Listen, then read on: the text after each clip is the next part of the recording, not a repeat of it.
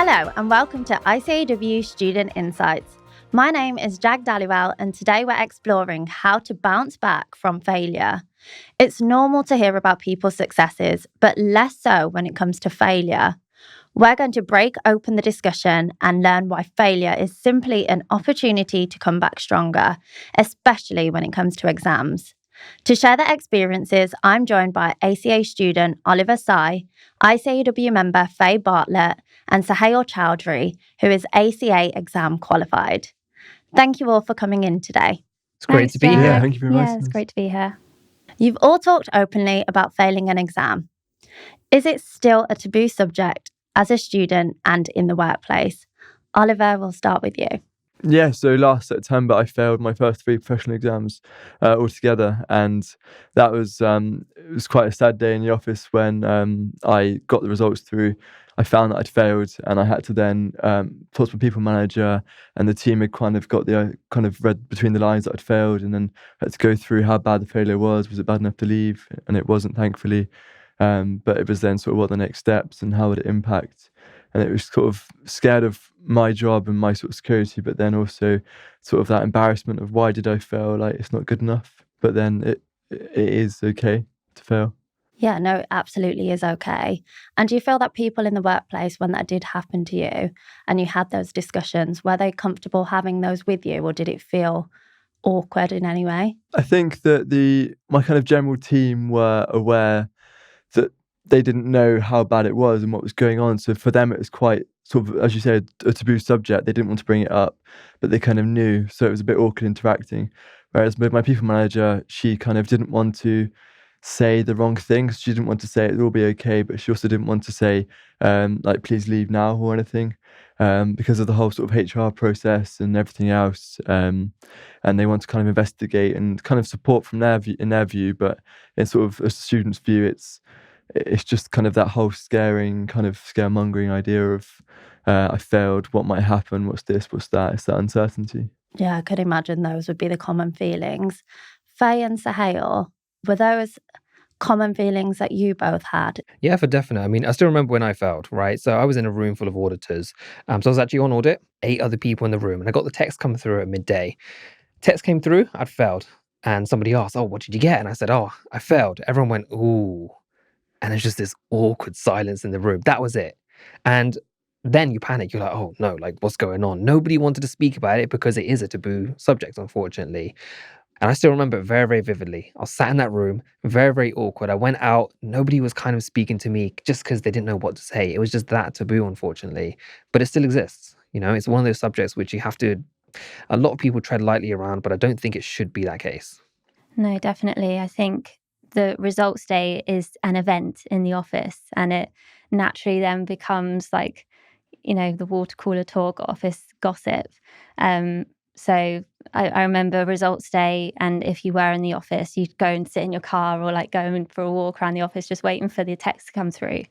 And then back then you could access the credit list as well. So people, when you were out, were looking at this list to see if your name was on it or not. And then if it was bad news, you walk back into the office and everyone would already know that and not really know how to react around you. You'd hide yourself away because you wouldn't want to see, or other people to see, your reaction. And I think although people are talking about it more, it's definitely something that people can open up about to just help others, because it's a very isolating feeling, especially when you're like the only person who's failed that particular exam in your cohort of people doing exams. You feel sort of left behind almost as other people go forward. So yeah, 100%, it's a taboo subject that shouldn't be. Why do you think it's important to share experiences of failure? I think it's so important because it just immediately lifts the shame that you carry with you after failing an exam. I was recently on the other side of audit, speaking to the auditor, and we were just talking about like where they were at with their exams, etc. And then he shared with me that he actually had failed a lot of exams in the past, so much so that he got fired from his job. So immediately I opened up about my experiences with failing exams, and immediately you can see like this weight lift from his shoulders, and he was like, oh my god, yeah, this is like my experience, this is what I went through. And we sort of were able to talk very openly about it in that moment, and immediately you can see sort of the stress sort of settle, especially when his exams or the resits were around the corner for him.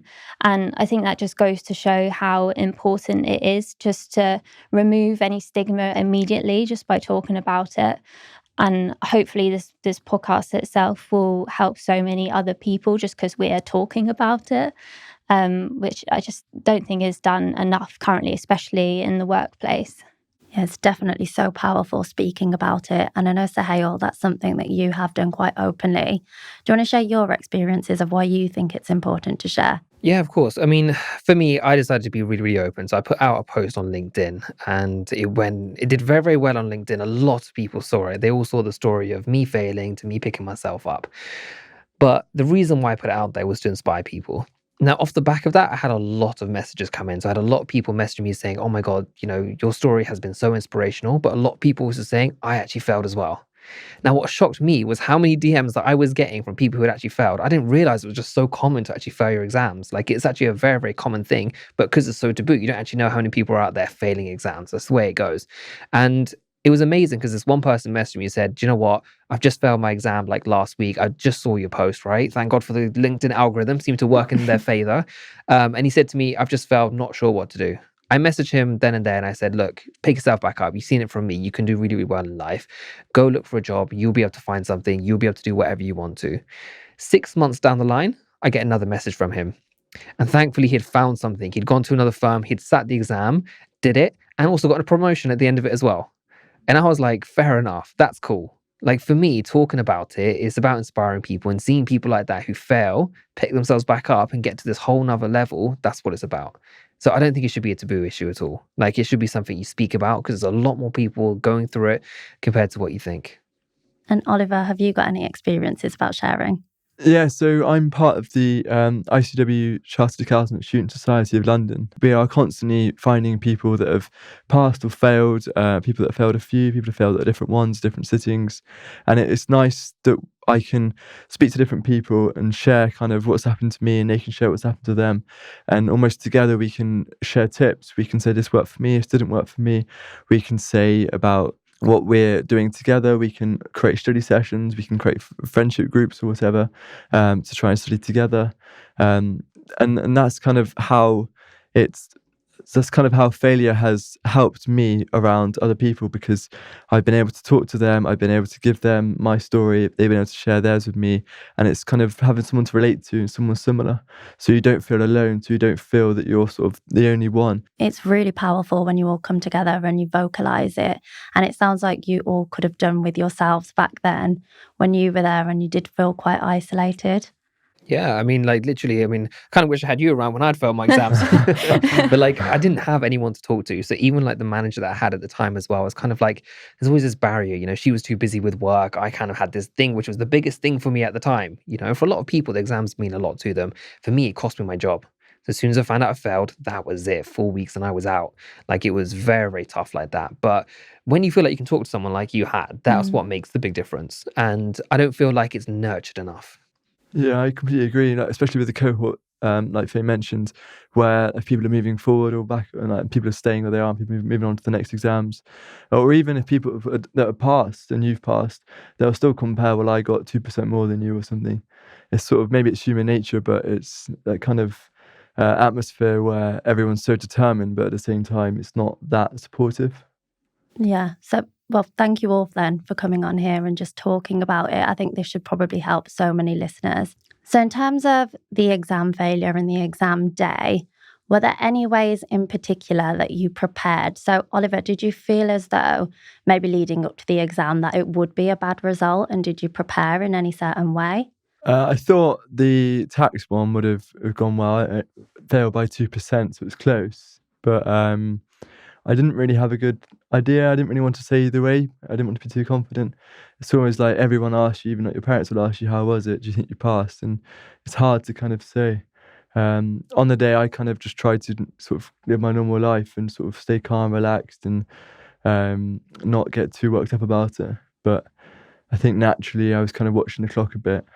I think that's probably common across everyone. I think it's difficult to know on the day how it's going to go. I had so many, I thought it was going to go one way and went another way. But Sohail, did you, for example, with yours, know that that was going to be the outcome? I had no clue. I had absolutely no clue. So I ended up getting the results and I was sitting FAR and AA.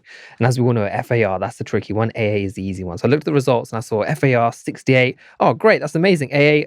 Oh, no. And then I realized, oh, that's a fail. So, I had no clue at all, though. Going into it, I was really, really worried about FAR. And AA is one which gets overlooked. I know it's quite a common thing as well that it gets overlooked and all of a sudden you fail that one. But that's what happened to me. Genuinely had no clue that I was going to fail the AA exam. FAR managed to pass, but took me as a surprise. I think that's a big part, that everyone kind of says certain exams are easy, but that's easy to them. And I think the general pathway is to do audit. So AA naturally might be easy. Whereas if you don't do audit, I don't work in audit. It's not a big mathsy one, but all the written and explaining and everything else, it is still challenging. So like if someone doesn't find AA easy, but they find TC easy, and then that's okay. It's sort of doing your own thing. Mm-hmm. Yeah, I, on the other hand, was pretty sure that it didn't go my way on the day. So BPT, I think no matter the tuition provider you have, it's the biggest set of course notes that you'll probably receive for all of them. I think it's like 3 inches tall. So I went into the exam with my binder because it was open book, and with the tax book as well. I actually dropped the book on the floor and the binder opened and the pages went everywhere. So yeah, that was like me. I was like, yeah, surrender. I give up now. But I knew then going in the second time round that I needed to refine my notes. Like I needed to have like a summarized booklet of only a few pages. I knew where everything was, could streamline everything and not rely on it so much. I had a lot of self-doubt with like, oh, I know that, but do I know that? Like, let's look at the book to just confirm that I know that for the sake of doing the exam. But I needed to like have the self-confidence that I knew the answer. And even if it was slightly wrong, you'd still get marks, you pick up them on the way. So yeah, that was definitely a tactic I took in for the second time. But knowing I failed was, yeah, I mean, it was a given. So it sounds like you did then take something away between the first and the second, and you kind of learn how to go about things differently. Were there any other strategies that you used that you hadn't in kind of the first that you then built into the second? Yeah, definitely. So specifically the use of the question bank. When I did questions and did them to time and everything, obviously your goal is to do all of them in the question bank. You then turn to the answers, and the answers it's really sometimes quite difficult to understand the core of what the question was actually asking for. So when I got it wrong, I didn't know how I got it wrong, and I was doing a lot of my exams during COVID lockdown, so I was like really isolated. I didn't have anyone like immediately there to ask a question for. The tuition provider I was with at the time was also self-taught, so there wasn't a tutor immediately there. Like you could send an email, but you'd have to wait for the next day for them to come back to you. And I just didn't think to ask for help after doing a question, or just going to my peers that I knew that I was also sitting that exam, and just say, look, I didn't understand this question. Have you looked at that yet? Like, do you mind like working through it together? Like in hindsight, that just feels obvious, but at the time, I couldn't help but feel like frustrated with myself that I didn't understand and I didn't know the answer. And I felt a bit embarrassed and ashamed to actually go to a friend to be like, I don't understand this. I don't know why I'm not understanding this, and just seek support that way. I think I isolated myself in revision a lot and then took it out on myself when I didn't understand something. So fortunately enough, the firm that I moved to, the smaller one, they had in classroom learning, which is one of the reasons why I decided to join, because that's just the way I learned stuff the best. I couldn't really focus that well when it was sort of the self-taught stuff, and it was just a video of like a tutor highlighting the pages as you had to read it with them, and I can't take in information like that. So just understanding how I learn information and also asking for help and being fortunate enough that help was there when I needed it. That was huge in doing the resets. Yeah, you've definitely learned a lot between the first and the second, and I too am probably an in-person class person. So Sohail, were there any strategies that you adopted? Yeah, I mean, I came across this little technique called time boxing. So for anyone who doesn't know, time boxing, you sit down, you literally just allocate set amounts of times, you split the subjects up and just really hammer in depending on the time. So if it's 1 hour spent on something to do with BPT, then great. Don't go over that at all. That works really, really well for me. But I think every single person, you're book smart enough. I think just focus, try and find something which works for yourself. There's loads of other things like the Pomodoro technique and all sorts. There's so many revision tips out there. Find whatever works for you. Don't think it's the end of the line. Oliver, did you find you had to change your technique and find what worked for you? I'm very bad at feeling guilty for not studying and for sort of aiming and saying like, I'm going to do 4 hours on this day and it not happening. And then I start feeling like I should have done that. Why don't I do that? And sort of beat myself up. So what I've started to do for the future exams, which is working well, is to kind of recognize every half an hour or hour that I have available and just utilize it. So whether it's like half an hour at lunch break, I can do like a question at the question bank, or I can do something else or study something. It's sort of splitting things down and looking at the smaller topics. So if for like TC, for example, I might look at national insurance in the morning because it's small, whereas I might look at something bigger after work. I think for me, it's that kind of time boxing that you mentioned. Yeah. So just splitting things up. Yeah, making it kind of feasible and tangible and actually realistic, so that I can prove what I've done. I can say I've done it and it's actually likely to happen.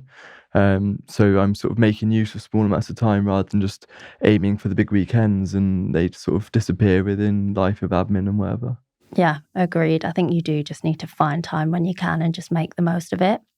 Do you have any tips for how you think students can go about building their resilience? Yeah, I think for me, it's sort of remembering what your end goal is. Once you've passed all your exams, you will be a chartered accountant, and that is a massive accolade. And it has all the sort of monetary rewards, it has all the life rewards, opportunities.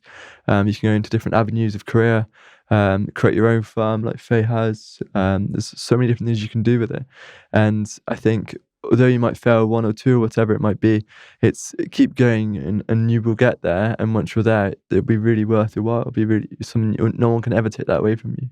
And Faye, anything from yourself? I think the big thing is knowing that resilience does not equal speed or the fastest you can get there.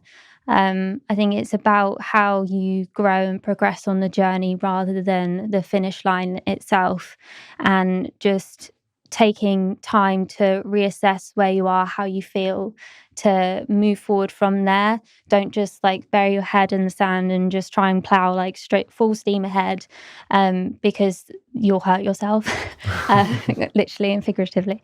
But I think it's just really important to sort of reaffirm who you are, what you're doing, and that you can do this. Don't let the outside voices or the inside voice get you down, because that does crop up sometimes. And yeah, you got this, you do, and just keep going. So something we haven't touched on too much yet that I want to explore a bit more is how you actually initially bounced back. So from that result, and you've all mentioned kind of the feelings behind that, how did you then actually pick yourself up to carry on? Well, for one, I just wanted to hide myself away for a bit, and really sort of let it sink in and think about next steps. After results day, especially because they're on a Friday, there's always a work social at the end of the day to join your colleagues. I avoided that. I just wanted to go home, stroke my cat, and then just chill out for a bit and just let it sink in and sort of think about what I needed. For me, I knew I needed time to sort of reassess this, particularly with my CR fail. It actually took me a whole year to resit it again.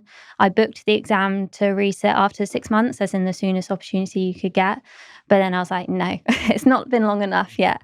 I just needed some more time to actually just calm down But I think just having that support system in place and talking to a friend or family about how I was feeling, and them reassuring me that it wasn't the end of the world, because it feels like that in the moment.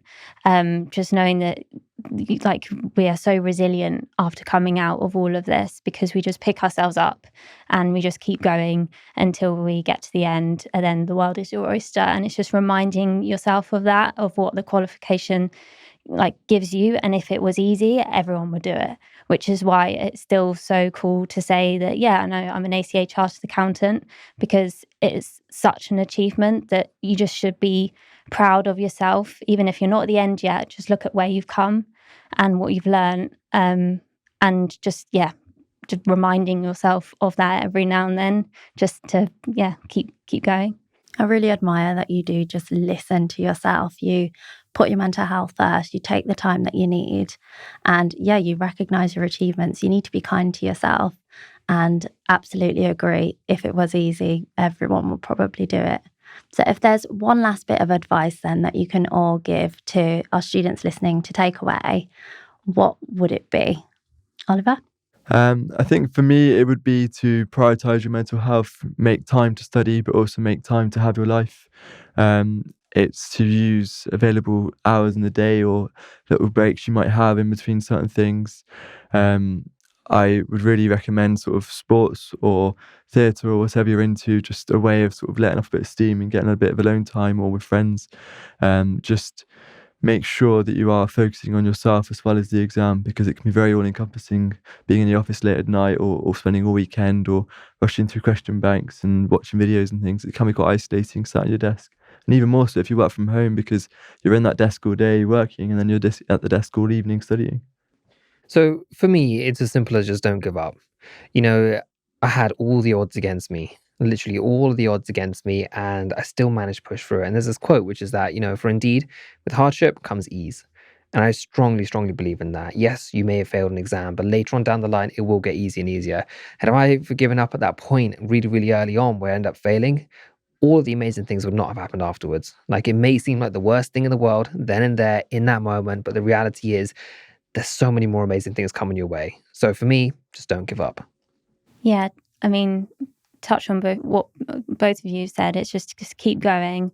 Think about yourself. You are your own priority, and don't expect other people to make you a priority, because that's not their responsibility. But look at how far you've come. Like, celebrate the small wins. If that's one exam pass, like a mock exam that you thought went really well, or like even just a full-on hard week of revision, just give yourself a little time to take care of yourself and celebrate the small wins, and just know that you are not alone. There are hundreds of other people doing exactly what you're doing at any one time, and I'm sure that the ICAEW has many sort of resources and support. You can reach out to your colleagues, and just have those support systems in place for when you need them.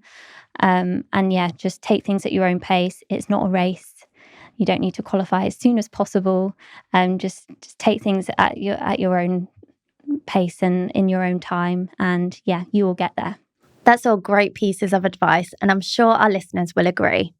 Before we finish up, I want to say thank you again to you all for coming in today. Oliver, Faye, Sohail, thank you for your time. It's been a Thanks, pleasure. Jag. Make sure you visit ICAEW Student Insights for ongoing support during your studies with ICAEW.